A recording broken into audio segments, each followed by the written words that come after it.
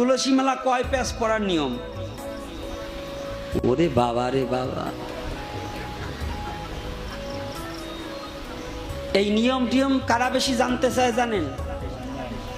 একটু না বললে পারবো না। আমরা পাশে পাশে দেখলাম, আমি কয়েকজন মুসলমান বাবারাও আইছে।